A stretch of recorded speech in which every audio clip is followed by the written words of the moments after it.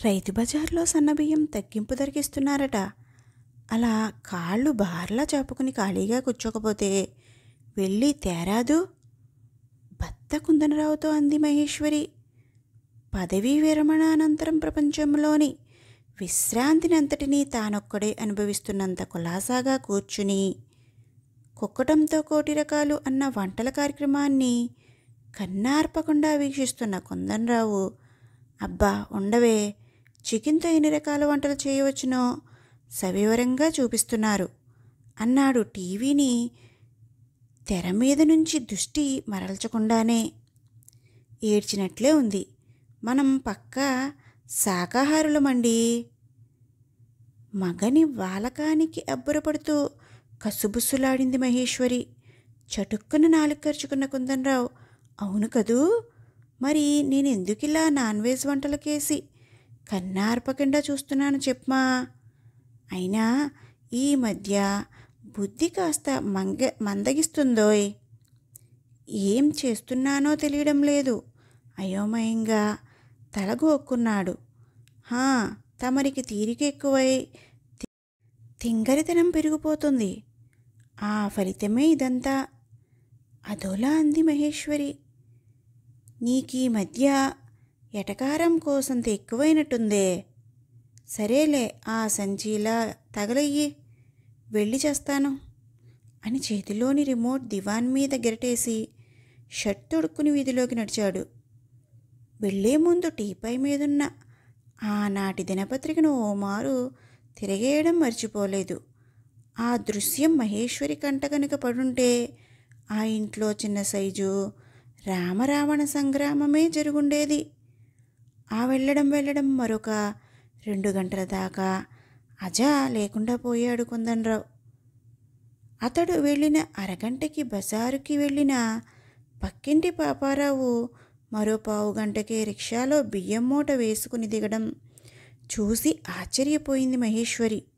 అన్నయ్య గారు, అక్కడ మా వారు కనిపించలేదా మీకు? ఆదుర్దాగా ప్రశ్నించింది మహేశ్వరి. లేదమ్మా, ఇంచుమించు నేను వెళ్ళేసరికే స్టాకు అయిపోయిందని కౌంటర్ మూసేస్తున్నారు. కాళ్ళవేళ్లా పడి ఓ 15 మూట బియ్యం సంపాదించేసరికి తాతలు దిగి వచ్చారు. ఏదో నిధిని సంపాదించినంత సంతృప్తిగా బియ్యం మూట తడిమి చూసుకున్నాడు పాపారావు. మరి ఈయన గారేమైనట్టో ఆలోచనలో పడింది మహేశ్వరి. ఎండ పిడుగులు పడుతున్నట్లుగా ఉన్న ఆ మిట్ట మధ్యాహ్నం వేళ ఒళ్ళంతా చెమటలతో తడిసిపోయి రిక్తహస్తాలతో ఇల్లు చేరాడు కుందనరావు. ఇంతసేపు ఏమైనారండి? ఎదురెళ్ళి కంగారుగా అడిగింది మహేశ్వరి. అబ్బబ్బా, ఇలా ఇంట్లో అడుగుపెట్టానో లేదో అప్పుడే ప్రశ్నలు దంచి పారేస్తున్నావు. కాస్త నన్ను ఊపిరి పీల్చుకొనిస్తావా? వడదెబ్బకి కుమ్ములో పెట్టిన వంకాయలా కుమిలిపోయిన ముఖార విందాన్ని మొటమొటలాడించుకుంటూ అద్దాంగి మీద విరుచుకుపడ్డాడు కుందనరావు. నోట మాట రానంతగా సొమ్మసిల్లిపోయిన పతిదేవుడికి శైత్యోపచారాలు చేసి అతడి ప్రాణాన్ని తెరిపిన పడేసింది మహేశ్వరి. ఆ తరువాత కుందనరావు మంచి ఖుషీగా ఉన్న సమయం చూసి, అది కాదండి, మన పక్కింటి పాపారావు అన్నయ్య కన్నా ముందే మీరు బజారుకి వెళ్ళారు కదా, తిరిగి రావడానికి అంత లేట్ ఎందుకయింది? పైగా బియ్యం కూడా తేలేదు. భయంగానే అడిగింది మహేశ్వరి. నేనేం ఆడుకోవడానికి వెళ్ళాననుకున్నావా? నేను వెళ్ళేసరికి కౌంటర్ క్లోజ్ చేశారు. మరి పాపారావు అన్నయ్య? అస్తమానం పాపారావు అన్నయ్య అంటూ వాడేదో ఒలింపిక్స్లో స్వర్ణ పథకం సాధించినంత రేంజ్లో పొగుడుతావేంటి? చుట్టూ తిరిగి బజారుకి వెళ్ళడానికి కనీసం 2 గంటలన్నా పట్టదా? ఆవేశంగా గయ్యమన్నాడు కుందనరావు. చుట్టూ తిరిగి వెళ్ళారా? మన ఇంటికి రైతు బజార్ దగ్గరేగా. ఖాళీ నడకన పోతే 10 నిమిషాల్లో వెళ్ళవచ్చనే. ఏదో అనుమానం పొడసోపుగా అడిగింది మహేశ్వరి.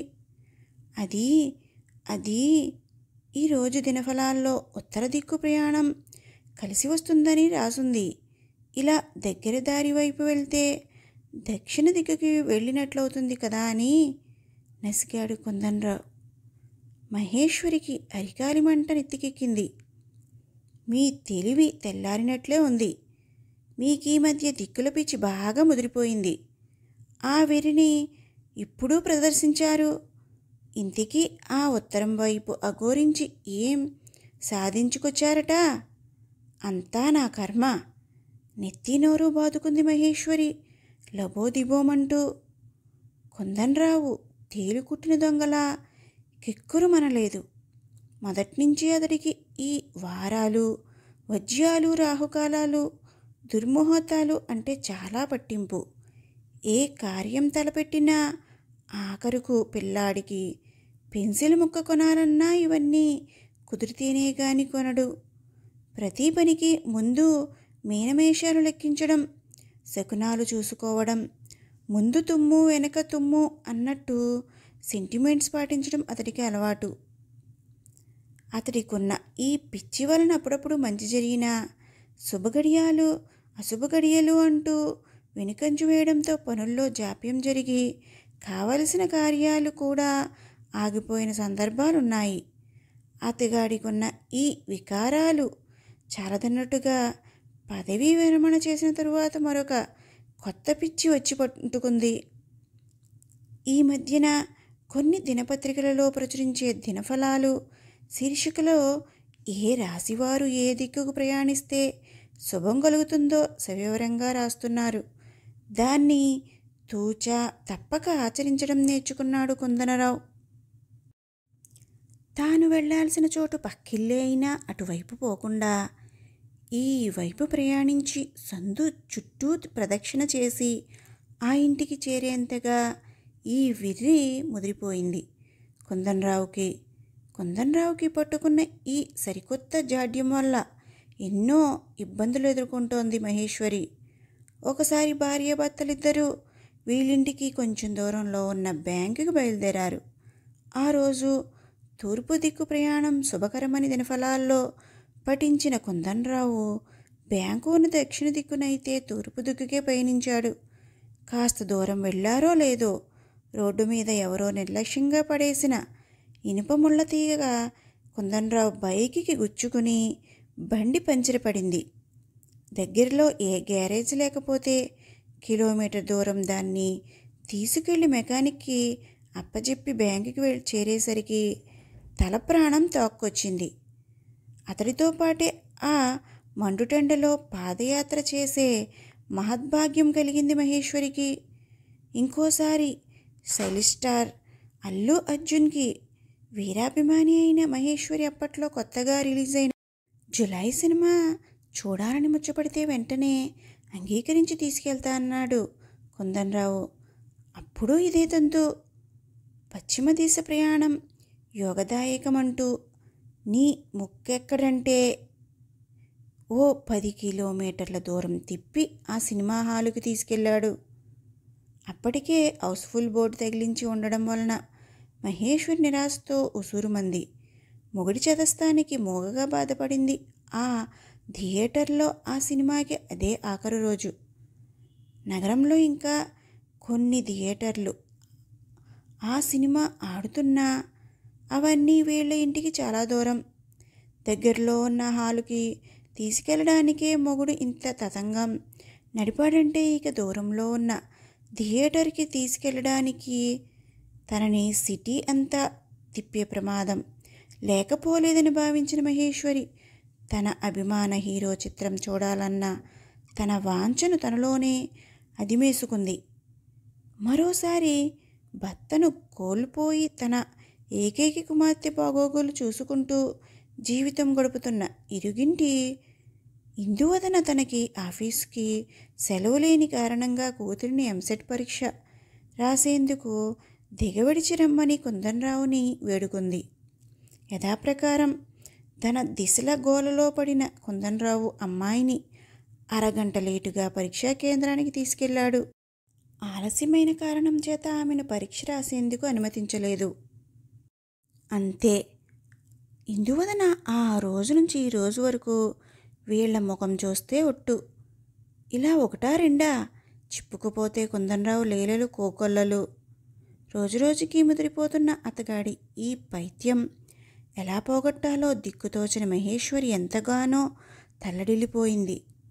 ముఖ్యమైన పనికి మంచి రోజులు, తిథి వారవజ్యాలు చూసుకోవడం అవసరమే కానీ ఇలా తుమ్మినా దగ్గిన ముహూర్తాలు చూసుకోకునక్కరలేదు అని మహేశ్వరి ఎంత గగ్గోలు పెట్టినా చెవిటివాడి ముందు శంఖం ఊదినలాగా మిగిలిపోతోంది. ఆయనకి దిక్కుల పిచ్చి పోతే నీ కొండకొచ్చి తలనీలాలు ఇచ్చుకుంటాను, నీవే నాకు దిక్కు స్వామి పాహిమాం అంటూ మొక్కులు మొక్కుకోవడం తప్ప మరేమీ చేయలేకపోతుంది విసిగిపోయిన మహేశ్వరి. ఏంటి సార్ ఇంత లేటు? మీకోసం ఎంతమంది వెయిట్ చేస్తున్నారో చూడండి. ఎప్పుడో 4ంటికి బయలుదేరామని ఫోన్ చేశారు, ఇప్పుడు చూడండి 7 కావస్తుంది. ఇలా అయితే మనం అనుకున్న సమయానికి చేరినట్లే. చిరుబురులాడాడు ఓ ట్రావెల్స్ వారి షిరిడీ యాత్ర స్పెషల్ బస్ డ్రైవర్. మగుడికేసి గుర్రుగా చూసింది మహేశ్వరి. ఆ ఆలస్యానికి కారణం కుందనరావుకున్న దిక్కుల పట్టింపే అని వేరే చెప్పనక్కర్లేదు. యథాప్రకారం తన సెంటిమెంట్ని గౌరవిస్తూ ఊరంతా తిప్పి ఈ వేళకి ఆమెనెక్కడికి చేర్చాడు. ఆ సంధ్య ట్రావెల్స్ వాళ్ళ బస్సు బయలుదేరి అప్పుడే 1 గంట పైనే అయింది. ఈ పాటికి సిటీ దాటేసి ఉంటుంది. మనం ఎప్పటికి దాటేది? అలా దిక్కులు చూస్తూ నిలబడతారేమిటి? ఎక్కండి కాస్త మర్యాదగానే హోంకరించాడు డ్రైవర్ బాబు. అలా దిక్కులు చూడబట్టే నాయనా ఇంత లేట్ అయింది అంటూ డ్రైవర్తో చెప్పి ఏమిటలా దేభ్యం ముఖమేసుకుని దిష్టి పెడతలా నిలబడ్డారు? బస్లోకి ఎక్కడానికి వేరే ఏ దిక్కులోనూ ద్వారాలు లేవు కానీ తొందరగా ఎక్కండి. మొగుడి మంకుతనం వల్ల ఈ మధ్యన వాచాలత్వం పెరిగిన మహేశ్వరి ఒక్క కసురు కసిరింది కుందనరావుని. వీరి వ్యవహారం బస్సులో ఉన్న మిగతా వాళ్ళకి అర్థం కాకపోయినా వాళ్ళు చేసిన ఆలస్యానికి మాత్రం చిరాకు పడ్డారు. ఎందుకలా కోపగించుకుంటావు మహి? వెళ్ళక ఆ సాయినాథుని దర్శనానికి వెళ్తున్నాం, కాస్త మంచి చెడ్డ చూసుకోవద్దు? అసలే ఈ మధ్య షిరిడీ వెళ్తున్న యాత్రికుల వాహనాన్ని దారిదోపిడి దొంగలు అటకాయించి ప్రయాణికులను నిలువు దోపిడీ చేస్తున్నారు. అందుకే నా ఈ చాదస్తమంతా సీట్లో సర్దుకుని కూర్చున్నాక అన్నాడు కుందనరావు. మీ ముందు చూపు మండినట్లే ఉంది. ఎలా రాసి పెట్టి ఉంటే అలా జరుగుతుంది. వేదాంత ధోరణిలో స్పందించింది మహేశ్వరి. కొత్త బస్సు కావడం మూలాన రోడ్డు మీద సాఫీగా సాగుతుపోతుంది. బస్సు ఏ ఒడుకుతుడుకులు లేకుండా భోజనాల కోసమని తోవలో ఓ డాబా దగ్గర బస్సు ఆపాడు బస్ డ్రైవరు. అందరూ భోజనాలు కార్యక్రమం పూర్తి చేసుకున్నాగా బస్ తిరిగి బయలుదేరింది. కాలక్షేపం కోసమని షిరిడీ సాయి సినిమా వేశారు బస్లో. చూసిన వాళ్ళు చూస్తున్నారు, కునిపాట్లు పడుతున్న వాళ్ళు పడుతున్నారు. కాసేపటికి సినిమా అయిపోయింది. బస్లో ఉన్న జనాలు మొత్తం గాఢ నిద్రావసులై ఉన్నారు. ఇంతలో ఉన్నట్లుండి బస్సు ఆగిపోయింది. ఏం జరిగిందో బస్లో వారికి అర్థమయ్యేలోపు కొంతమంది దృఢకాయులు బస్సుని చుట్టుముట్టారు. వాళ్ల అవతారాలు చూస్తే దారి కాచి ప్రయాణికులను దోచుకునే దొంగ వెధవలని అర్థమవుతోంది. వాళ్ళ చేతుల్లో కత్తులు, వేట కొడవళ్ళు, నాటు తుపాకులు లాంటి ఆయుధాలున్నాయి. వాటిని చూపించి ప్రయాణికులను బెదిరించి యథేచ్ఛగా దోచుకున్నారు. అడ్డుకోబోయిన డ్రైవర్ని బెదిరించి సీటు కట్టేశారు. లబోదిబోమంటూనే అందరూ తమ దగ్గరున్న డబ్బు, విలువైన వస్తువులు సమర్పించుకున్నారు. ఈ ప్రక్రియ అంతా క్షణాల మీద జరిగిపోయింది. దోపిడీ దొంగలు వెళ్ళిన కాసేపటికి కానీ తేరుకోలేకపోయారు బస్లోని వాళ్ళు. షాక్ నుంచి ముందుగా తేరుకున్న ఒక యువకుడు గబగబా వెళ్ళి డ్రైవర్ కట్లు విప్పసాగాడు. ఏం చేస్తాం, అంతా మన కర్మ. బయలుదేరిన వేళ మంచిది కాదు, అందుకే దొంగలొచ్చి దోచుకున్నారు. ఓ పెద్దాయన అన్నాడు విచారంగా. మాయిదారి వెధవలు, నా ఒంటి మీదున్న బంగారమంతా ఊడ్చుకెళ్లారు. వాళ్ళ చేతులు విరిగిపోను, వాళ్ళకి పెద్ద రోగం రాను. అవినీతి పనులు చేసి ప్రజలను ఘరానాగా దోచుకుని కూడబెట్టిన అక్రమార్జన బంగారంలా మార్చి తన ఒంటి మీద బత్త వేసిన 30 కాసుల తొడుగు మాయమైందని శాపనార్థాలు పెడుతూ ఏడుస్తుంది ఓ మహా ఇల్లాలు. అసలు ఇలాంటప్పుడు అంత బంగారం వేసుకుని రాకూడదండి. నేను చూడండి, బయలుదేరే ముందు మా ఆవిడ వేసుకున్న నగలన్నీ తీయించేసి రోల్డ్ గోల్డ్ నగలు వేసి తీసుకొచ్చాను. ఓ 5,000 క్యాష్తో పోయింది మాకు. ఊరుకున్నవాడు ఊరుకోకుండా గొప్పలు పోయాడు కుందన్రావు. అంతే, బస్ డ్రైవర్ విరుచుకుపడ్డాడు అతడి మీద. చాలండి చెప్పొచ్చారు. అసలు ఈ అనర్థానికి కారణం మీరే. అనుకున్న టైంకే బస్సు బయలుదేరి ఉంటే ఈ ఆపద వచ్చేదే కాదు. ఈ జోన్ దొంగలకు నిలయం. తెల్లవారుజామున 2 నుంచి 4 మధ్య టైంలో వాళ్ళు ఇలా ప్రయాణికుల మీద అటాక్ చేస్తారు. కరెక్ట్గా దొంగలు దారి కాచి దోచుకునే టైంకే మనం ఈ ప్రాంతానికి వచ్చాము. అదే ఆ సంధ్యా ట్రావెల్స్ వాళ్ళలా మనము రైట్ టైంకే బయలుదేరి ఉంటే ఈ గండం గట్టెక్కేసేవాళ్ళం. మీ ఆలస్యం పుణ్యమా అని అందరికీ తిరుక్షౌరమైపోయింది. కుందన్రావుని నానా దుర్భాషలు ఆడాడు. ఇక అప్పుడు మొదలైంది కుందన్రావు మీద సాటి ప్రయాణికుల దూషణల దాడి. ఒక్కొక్కరు ఒక్కో రకంగా రెచ్చిపోయి జరిగిన దుర్ఘటనకి అతనే కారణమని ఏకగ్రీవంగా తీర్మానించేశారు. ఉక్రోషంతో ఉడికిపోయి అతడిని కొట్టినంత పనిచేశారు. అనుకోని ఈ దాడికి బిక్కచచ్చిపోయాడు కుందన్రావు. తానింకా దిక్కులవి చూసుకురాబట్టే ఈ కాస్త నష్టంతో గట్టెక్కానని సంబరపడుతూ ఉంటే ఈ నీలాపనిందులన్నీ వచ్చి మీద పెట్టాయేమిటిరా దేవుడా అంటూ తల్లడిల్లిపోయాడు. ఏడుపొక్కటే తక్కువైనట్లుగా బిగుసుకుపోయిన భర్తను చూస్తే జాలనిపించింది మహేశ్వరికి. అలాంటి విపత్కర పరిస్థితిలో భర్తను కాపాడడం తన కర్తవ్యం అనుకుంది. ఏంటండి ఆ దొంగలు దోచుకోవడానికి మేమే కారణమైనట్లు మాట్లాడుతున్నారు? ఒకవేళ మేము సరైన సమయానికే వచ్చినా బస్కి ఏ రిపేరో ఉండి ఆలస్యంగా బయలుదేరి ఉంటే అప్పుడు ఏం చేసేవారు? అప్పుడు ఎవరిది తప్పు అని నిలదీసేవారు? ఈ టైంలో ఇక్కడ దొంగలు కాపు కాస్తారని ముందే తెలిసినప్పుడు కాస్త ఆలస్యంగా ఈ చోటు చేరేటట్లు మీరే ప్లాన్ చేసుకుని ఉండాల్సింది. అలా మనం నష్టపోవాలని రాసుంది కాబట్టే ఇలా జరిగింది. ఇది దైవ నిర్ణయం. దీనికి ఎవరిని బాధ్యుల్ని చేయకండి అని కాస్త కరుగ్గా మాట్లాడి అందరి నోటికి తాళం వేయించింది. ఏమనుకున్నారో మరి ఎవరూ ఏమీ మాట్లాడలేదు. వాళ్ళందరూ మిమ్మల్నే కారకుల్ని చేసి నిందిస్తూ ఉంటే తట్టుకోలేక అలా అన్నాను. కానీ ఈరోజు మీ దినఫలాల్లో రాసిన విధంగా దక్షిణ దిక్కుకి ప్రయాణించినందువలన మీకే రకంగా కలిసొచ్చింది చెప్పండి? ధన నష్టమూ తప్పలేదు. అడ్డమైన వాళ్ల చేత తలవాచేలా చివాట్లు తినడమూ తప్పలేదు. ఇదేనా మీ నమ్మకాల వల్ల వచ్చిన ప్రయోజనం? నమ్మకాలు పట్టింపులు ఉండడంలో తప్పులేదు, కానీ అనుక్షణం మన జీవన గమనానికి అలాంటివన్నీ అడ్డు తగలకూడదు. ఇకనైనా మీ పిచ్చి మానుకోండి. ఇంగిత మెరిగి ప్రవర్తించండి.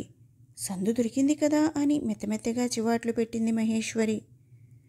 కుందన్రావు బుర్ర భూమిలోకి కృంగిపోయింది. భార్య చెప్పిన దానిలో వాస్తవం అవగతం చేసుకున్న కుందన్రావు ఇక ముందు లేనిపోని చాదస్తాలకు పోయి ఇక్కట్లకి గురి కాకూడదని గట్టిగా నిర్ణయించుకున్నాడు. జరిగింది విషాద సంఘటనే.